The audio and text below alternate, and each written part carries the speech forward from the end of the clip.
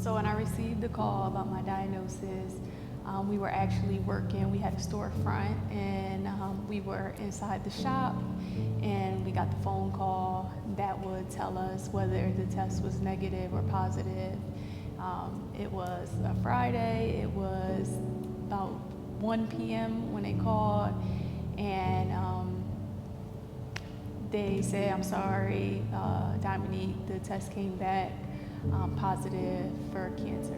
I was really shocked, but I've always been the kind of person to say, what we got to do, how can we fix it, like, let's figure this out. So I automatically jumped into that mode of, all right, so what do we got to do, when can they remove it, things like that. And it was, my mom happened to be at the shop, my sister and my husband, and everybody was just like in shock. And my husband, broke down, like, and I was the one that was like, okay, we're gonna be good, because I was in like a state of shock. But then I turned into that person that was, afraid, and it was him that was like, no, we got this, we're gonna be good. So it was like, I think my roughest days taught me, number one, that throughout this process, I still had favor over my life. God showed me so much favor through love, through people, through opportunities, through the love of others,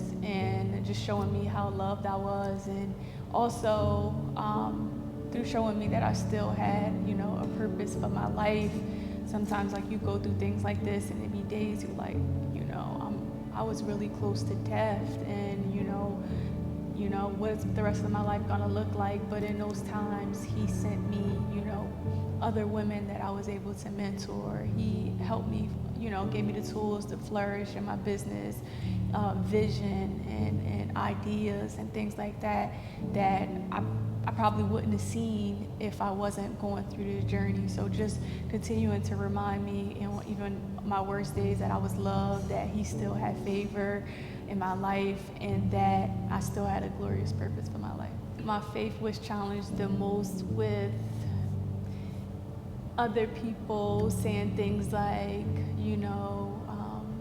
God wouldn't do this to you if He didn't think you can handle it, or that's just the devil trying to, stop you from your purpose. It was like some people were, saying to me, other believers, just gave their opinions on what they believed, though God only did this to slow you down, like just different things. And I was like, okay, did God do this? Did the devil do this?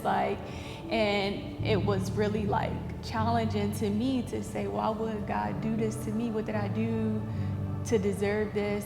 And also, if the devil did this, why did God let him? So it was just overwhelming hearing those things from so many different people, that I was like, you know what? I don't care how it happened. I know that God is going to be with me as I go through this. If I can go back to the first day and encourage myself, I would tell myself that this is all only temporary, and that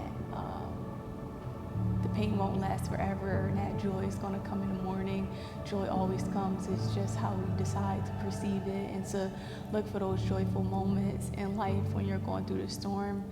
And also, I would tell myself about the story. I think it was in Isaiah, I'm not sure, but they talked about, how you will go through the fire and not be burnt. And I feel like, when I was first diagnosed and I was looking at it, it was like you couldn't see the other side. You could only think about the negative things and the stories that you heard. But now I'm on the other side, and I'm like, wow, like, thank you, God. Like, I don't look like what I've been through. So I would encourage myself in that way.